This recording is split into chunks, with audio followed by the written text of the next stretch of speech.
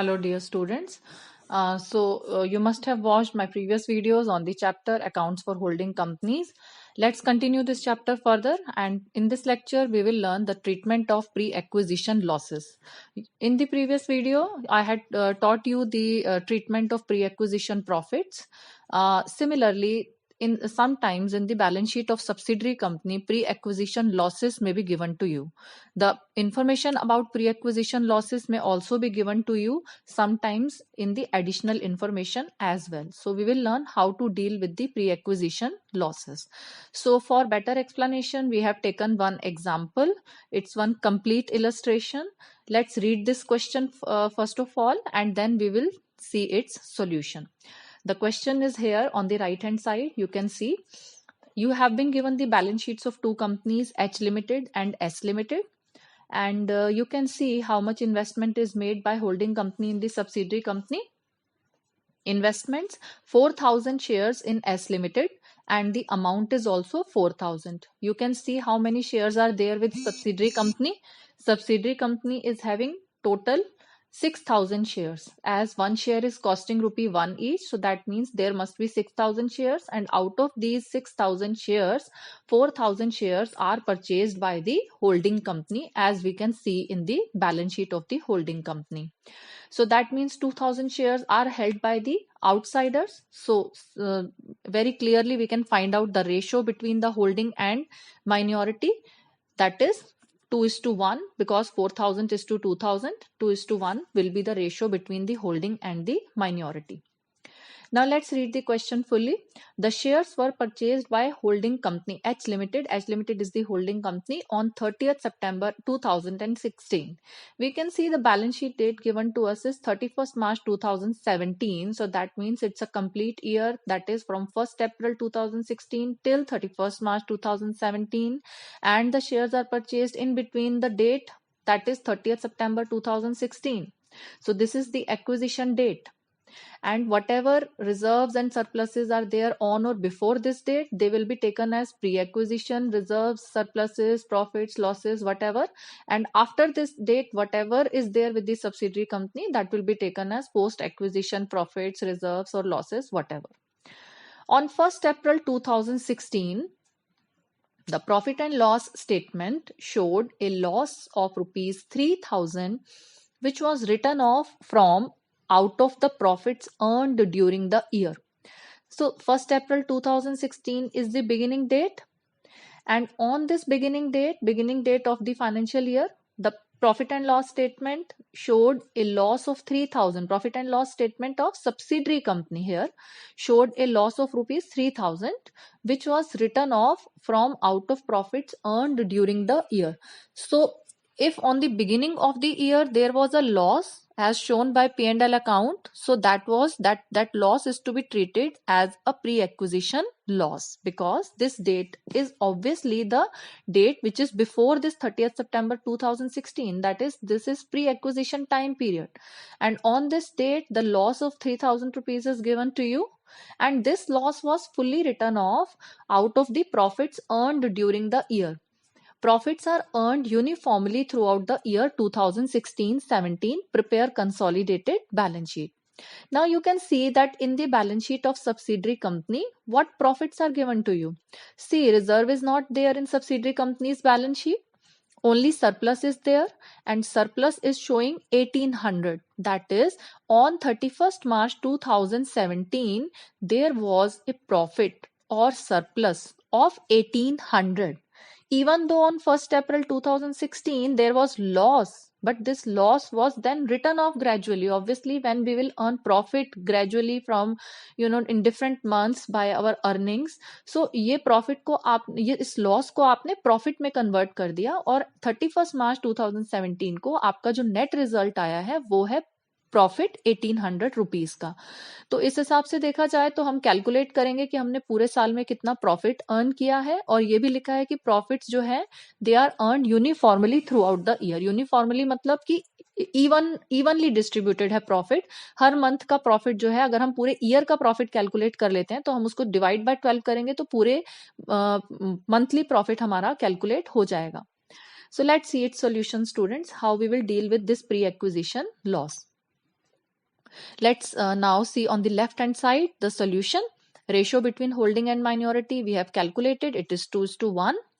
अब इसके बाद हम क्या करेंगे, हम सबसे पहले कैलकुलेट करेंगे कि कितने प्रॉफिट्स और कितने लॉसेस थे और उसमें से कितने प्रॉफिट्स या losses pre acquisition time period के थे और कितने प्रॉफिट्स या losses post acquisition time period के थे। स्टूडेंट्स देखो, इस क्वेश्चन में आपको 3 डेट्स गिवन है। एक डेट है 1 अप्रैल 2016 की और एक डेट है आपकी ये 31 मार्च 2017 जो कि लास्ट डेट है, और इन दोनों डेट्स के बीच में आपको ये डेट दी हुई है 30 सितंबर 2016 जो कि है हमारी डेट ऑफ एक्विजिशन। इस डेट को आपको बताया है कि आपके पास 3000 का प्रॉफिट, 3000 का लॉस था। ठीक है, आपको ये बताया हुआ यहाँ पे 3000 का लॉस, और इस डेट को जब हम बैलेंस शीट चेक करते हैं तो ये लॉस जो है हमारा प्रॉफिट में कन्वर्ट हो गया और आंसर है हमारा प्लस 1800। इसका क्या मीनिंग हुआ? इसका मीनिंग हुआ कि आपने पूरे ईयर में इसका मतलब कितना प्रॉफिट अर्न किया होगा कि ये लॉस भी राइट ऑफ हो गया होगा और प्लस आपके पास जो अल्टीमेट रिजल्ट है वो प्लस 1800 रहे। तो इसका मतलब आपने जो टोटल प्रॉफिट अर्न किया है पूरे साल में, प्रॉफिट ऑफ 2016-17, वो हुआ होगा 4800। इस 4800 के प्रॉफिट में से आपने ये लॉस भी राइट ऑफ कर दिया और उसके बाद जो आपका नेट रिजल्ट 31 मार्च 2017 को आपको बैलेंस शीट में दिख रहा है वो है plus 1800। So in this way we have, from these two figures we can compute the profit of the full year, that is 2016 and 17. Now अब इस प्रॉफिट, वैसे भी इसमें लिखा हुआ है कि ये जो लॉस है this was written off from out of profits earned during the year, तो ये लॉस आपका राइट ऑफ हो गया और ये अल्टीमेटली आपका प्रॉफिट जो है वो बच गया 1800। Now see what is written, profits are earned uniformly throughout the year 16-17। Uniform distribution का मतलब ये है कि अगर 4800 का प्रॉफिट आपका ईयरली प्रॉफिट है तो जो है आप इक्वल इवन डिस्ट्रीब्यूशन है इसका मंथली बेसिस पर भी। तो हम कैलकुलेट करके अगर देखें तो 1 अप्रैल से 30 सितंबर तक का टाइम पीरियड यानी कि 6 मंथ्स का टाइम पीरियड हुआ हमारा प्री एक्विजिशन टाइम, और 30 सितंबर के बाद का टाइम यानी कि 1 अक्टूबर से लेकर 31 मार्च तक का जो हमारा टाइम हुआ वो हुआ हमारा पोस्ट एक्विजिशन टाइम पीरियड। तो हम इस प्रॉफिट को 6 मंथ्स के हिसाब से डिवाइड कर लेंगे। सो 4800 में से हमारा 6 मंथ्स का प्रॉफिट यानी कि हाफ प्रॉफिट 2400 हुआ प्री एक्विजिशन प्रॉफिट, और इसका हाफ यानी कि जो 6 मंथ्स का प्रॉफिट है उसे हम बोलेंगे पोस्ट एक्विजिशन प्रॉफिट। आई होप स्टूडेंट्स आपको ये चीज समझ आ गई होगी कि हमने इन दो फिगर्स की हेल्प से सबसे पहले ईयरली प्रॉफिट कंप्यूट किया और फिर इस ईयरली प्रॉफिट को 2 पार्ट्स में डिवाइड कर दिया, क्योंकि ये प्रॉफिट पूरे ईयर का है और इस ईयर का कुछ पार्ट प्री एक्विजिशन टाइम में आता है और कुछ पार्ट पोस्ट एक्विजिशन टाइम में आता है। तो हमने इसका, क्योंकि 6 मंथ्स का टाइम पीरियड था, तो आधा आधा कर लिया प्रॉफिट को। 2400 प्रॉफिट हुआ प्री एक्विजिशन और 2400 प्रॉफिट हुआ हमारा पोस्ट एक्विजिशन। अब हमारे पास टोटल रिजल्ट क्या रहा? हमारे पास टोटल रिजल्ट ये रहा कि हमारा एक तो ये प्री एक्विजिशन लॉस है, बिकॉज ये जो प्रॉफिट है 2400, ये प्रॉफिट तो सिर्फ 1 अप्रैल के बाद अर्न हुआ है ना। From 1 April till 30 September there was a profit of 2400 and on 1 April itself there was a pre acquisition loss of 3000। So that means pre acquisition time period में हमारे पास 2 रिजल्ट्स थे, एक तो लॉस था -3000 और एक आपने जो 6 महीने हैं ये 1 अप्रैल से 30 सितंबर, इसमें प्रॉफिट अर्न किया है 2400। अब कई जगह तो कुछ बुक्स में तो आप देखेंगे कि इन दोनों को कंबाइन करके ट्रीट किया हुआ है, यानी कि क्योंकि ये सारा कुछ प्री एक्विजिशन टाइम पीरियड में ही आ रहा है -3000 एंड प्लस 2400, तो आप अल्टीमेटली इसको -600 लेकर भी ट्रीट कर सकते हो। बट कुछ बुक्स में इन दोनों को अलग अलग तरीके से ट्रीट किया हुआ है, लॉस की ट्रीटमेंट अलग से और प्रॉफिट की ट्रीटमेंट अलग से शो की हुई है। स्टूडेंट्स दोनों ही तरीके से करेंगे तो हम आंसर हमारा सेम ही आएगा, आप दोनों तरीके से करके देख सकते हैं। और पोस्ट एक्विजिशन प्रॉफिट हमारा है 2400, इसकी हम जो ट्रीटमेंट करते आए हैं, जो मैंने आपको लास्ट वीडियो में बताई है, वैसे ही करेंगे, फिर भी हम इस क्वेश्चन में देख लेंगे। अब देखो हमारे पास तीन चीजें हैं, एक तो है प्री एक्विजिशन लॉस जो कि है -3000, लॉस है तो इसलिए माइनस नहीं लिखा मैंने, इसके सामने 3000 ही लिखा है। मैंने आपको बताया था कि सब्सिडरी कंपनी से रिलेटेड कुछ भी हो, चाहे वो प्री एक्विजिशन टाइम पीरियड का है, चाहे वो पोस्ट एक्विजिशन टाइम पीरियड का है, चाहे वो प्रॉफिट है, चाहे वो लॉस है, वो बटेगा दोनों ही पार्टीज में, यानी कि होल्डिंग कंपनी में और माइनॉरिटी में। तो हर चीज को हम दो पार्ट्स में डिवाइड कर लेंगे और रेशो हम कैलकुलेट कर ही चुके हैं 2:1। सो हमने इस लॉस को पहले होल्डिंग और माइनॉरिटी में 2:1 में डिवाइड किया, तो ये हमारे पास आ गया 2000 एंड 1000। इसी तरीके से जो मैंने आपको बताया कि 1 अप्रैल से 30 सितंबर तक का जो हमारा प्री एक्विजिशन प्रॉफिट था 2400, इसको भी हमने दो पार्ट्स में डिवाइड कर लिया, होल्डिंग कंपनी और माइनॉरिटी में 2:1 में, तो ये आया हमारा 1600 और 800। और पोस्ट एक्विजिशन प्रॉफिट जो है हमारा 2400, जो कि हमारा 1 अक्टूबर से लेकर 31 मार्च 17 तक का था, उससे भी हमने दो पार्ट्स में डिवाइड कर लिया, यानी कि होल्डिंग और माइनॉरिटी में 2:1 में, तो ये भी हमारे पास आया 1600 और 800। स्टूडेंट्स अब हम क्या करते हैं, हम कैलकुलेट करते हैं कॉस्ट ऑफ कंट्रोल और माइनॉरिटी इंटरेस्ट। जैसे कि आपने लास्ट वीडियो में भी देखा होगा कि हमारा काम कंसोलिडेटेड बैलेंस शीट बनाना है, और कंसोलिडेटेड बैलेंस शीट बनाने के लिए हमें ये दो वर्किंग नोट्स बनाने ही पड़ते हैं, इन दो चीजों की कैलकुलेशन हमें करनी ही पड़ती है। So let's start calculation of cost of control. In the last video I had told you the formula. There is no change but just little adjustment कि जो ट्रीटमेंट हम प्रॉफिट्स के साथ करते थे लॉस के साथ आपको उसकी रिवर्स ट्रीटमेंट करनी है। जैसे कि ये फॉर्मूला देखो आप, cost of acquisition of shares in subsidiary company है हमारे पास, उसमें से हम nominal value of acquired shares minus करते हैं और उसमें से हम माइनस करते थे share in pre acquisition profits. ये लास्ट वीडियो में मैं बता चुकी हूं आपको। लेकिन अगर हमारे पास प्री एक्विजिशन लॉस है तो उसका शेयर, होल्डिंग कंपनी का जो शेयर बनता है उसका, वो हम यहाँ पे करेंगे ऐड, इंस्टेड ऑफ सब्ट्रैक्टिंग यहाँ पे हम इसको ऐड करेंगे, यानी कि होल्डिंग कंपनी का प्री एक्विजिशन प्रॉफिट्स में जो शेयर है वो माइनस होता है और होल्डिंग कंपनी का जो प्री एक्विजिशन लॉस में शेयर होता है वो यहाँ पे प्लस होता है। सो सिर्फ इतना सा ही डिफरेंस है प्री एक्विजिशन लॉस के ट्रीटमेंट के टाइम पे, ये आपको ध्यान में रखना है। Let's calculate the figures students. Cost of acquisition of shares हम देख सकते हैं यहाँ से कि इन्वेस्टमेंट की फिगर हमें देखनी होती है, इसमें 4000 दिया हुआ है हमें, सो हमने 4000 ले लिया। और इन शेयर्स की नॉमिनल वैल्यू, क्योंकि यहाँ पे लिखा है 4000 शेयर्स हैं और एक शेयर की वैल्यू 1 रुपी ही है, तो 4000 ही होगी। अब इसमें आपको दो चीजें करनी है एडजस्ट, एक है share in pre acquisition loss, हम ये कैलकुलेट कर चुके हैं। होल्डिंग कंपनी का शेयर प्री एक्विजिशन लॉस में था हमारे पास 2000, इसको आप करोगे प्लस, ये ऐड हो जाएगा यहाँ पे। और जो होल्डिंग कंपनी का शेयर प्री एक्विजिशन प्रॉफिट में है, यानी कि ये 2400 में होल्डिंग कंपनी का शेयर 1600, ये हम यहां से करेंगे माइनस। सो स्टूडेंट्स हम इसको एडजस्ट करेंगे तो हम देखेंगे कि हमारे पास जो आंसर आ रहा है वो प्लस में आ रहा है, तो प्लस में आ रहा है तो हम इसको बोलेंगे गुडविल, और गुडविल जाएगी कंसोलिडेटेड बैलेंस शीट में इंटेंजिबल एसेट्स के हेड के अंडर। सेकेंड वर्किंग नोट है हमारा माइनॉरिटी इंटरेस्ट का।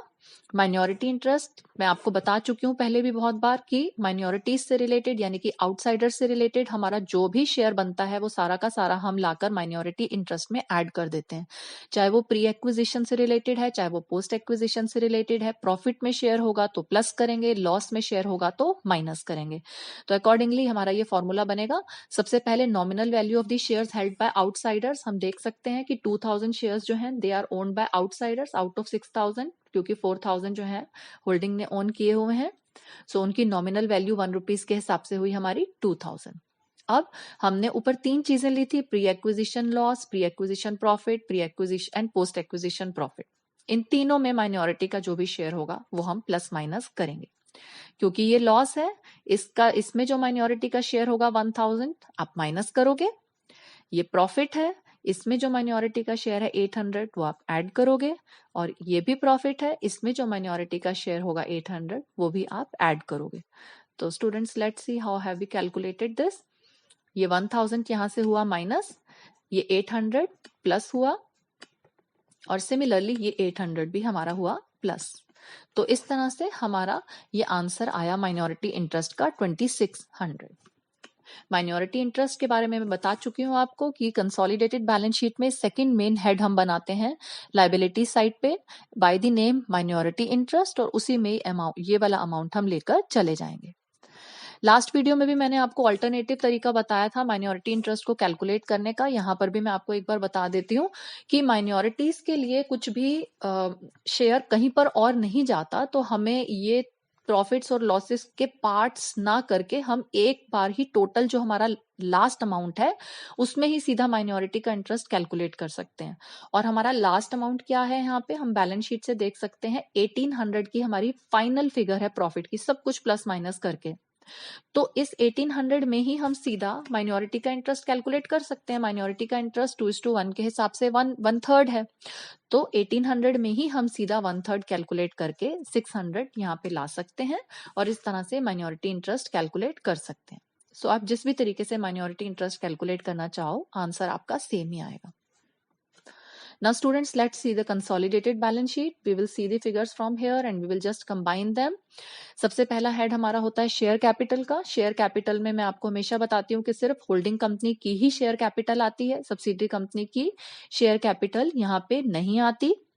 तो हम यहाँ पे होल्डिंग कंपनी की 10,000 share capital as it is लिखेंगे और नोट्स टू अकाउंट्स आप देख रहे हो इस तरह से आप डिटेल में बनाओगे कि 10,000 shares of H limited at ₹1 each 10,000। उसके बाद सेकंड हमारा हेड होगा reserve and surplus. Reserve and surplus note number 2, note number 2 में हम देखेंगे कि जनरल रिजर्व की सबसे पहले कैलकुलेशन होगी। जनरल रिजर्व में हमारा होल्डिंग कंपनी का जनरल रिजर्व जो है 4,000 वो एज इट इज आ जाएगा, क्योंकि सब्सिडरी का कोई भी रिजर्व नहीं था तो इसमें कुछ भी ऐड नहीं होगा, तो आप फाइनल फिगर 4,000 लेकर चले जाओगे। उसके बाद सरप्लस की फिगर देखो, सरप्लस में होल्डिंग कंपनी का सरप्लस तो 4,000 इंटैक्ट ही है, तो ये 4,000 एज इट इज हमने कॉपी किया और इसमें हम सब्सिडरी कंपनी का पोस्ट एक्विजिशन का जो होल्डिंग कंपनी का शेयर बनता है, पोस्ट एक्विजिशन प्रॉफिट में होल्डिंग कंपनी का जो शेयर बनता है वो हम यहाँ पे लेकर आएंगे। Let's see from our calculations, हमने यहाँ पे किया था कैलकुलेट। देखो वैसे भी आप इसको और इसको डील कर चुके हो, माइनॉरिटी का ये तीनों चीजें आप लेकर जा चुके हो माइनॉरिटी इंटरेस्ट में। सिर्फ इसकी ही कैलकुलेशन, इसकी ही एडजस्टमेंट बची है, जो कि होल्डिंग कंपनी का शेयर है पोस्ट एक्विजिशन प्रॉफिट में, यानी कि 2400 में, होल्डिंग का शेयर 1600, और इसे हम लेकर जाते हैं कंसोलिडेटेड बैलेंस शीट में। लास्ट वीडियो में मैंने आपको ये चीज पूरी डिटेल में बताई थी। अगर आपको कुछ भी डाउट्स हैं तो आप पहले वो वाला वीडियो देख लीजिए, आपको ये चीज अच्छे से समझ में आ जाएगी। सो ये 1600 हम लेकर जाएंगे कंसोलिडेटेड बैलेंस शीट में और सरप्लस में हम कर देंगे ऐड। सो इस तरह से हमारा टोटल सरप्लस हुआ 5600 का, और इन दोनों को ऐड करके हमारे पास आंसर आया 9600, जो कि हम रिजर्व्स एंड सरप्लसेस में लिख देंगे। सेकंड हमारा मेन हेड होता है माइनॉरिटी इंटरेस्ट। मैंने हाईलाइट किस लिए किया है, क्योंकि ये हमने वर्किंग नोट से कैलकुलेट किया है, आपको याद रहे। देखो वर्किंग नोट से हमने माइनॉरिटी इंटरेस्ट कैलकुलेट किया था 2600, और सिंपली इस अमाउंट को हम यहाँ पे लिख देंगे और नोट्स टू अकाउंट्स में हम लिखेंगे सी वर्किंग नोट या फिर वर्किंग नोट नंबर 2। उसके बाद क्रेडिटर्स, कुछ भी नया नहीं है क्रेडिटर्स में, सिंपली आप दोनों कंपनीज के क्रेडिटर्स को प्लस कर दोगे, 2000 प्लस 2200 यानी कि 4200। आप देख सकते हो यहाँ पे कैलकुलेशन भी की है क्रेडिटर्स, जस्ट सी हियर, और ये आ गया हमारा 4200। इस तरह से टोटल ऑफ लायबिलिटी साइड हमारी हो गई 26,400।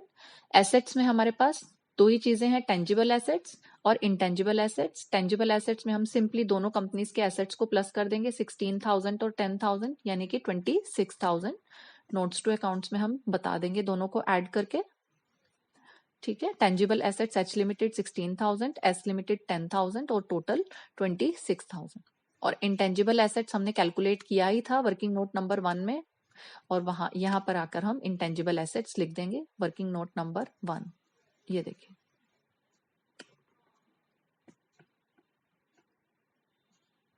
सो एसेट साइड का टोटल भी हमारा है 26,400, and in this way you can see that our balance sheet is matching. I hope students आपको ये वीडियो बहुत अच्छे से समझ आ गया होगा, ये लेक्चर अच्छे से समझ आ गया होगा। Do watch my next videos for new content. Thank you guys.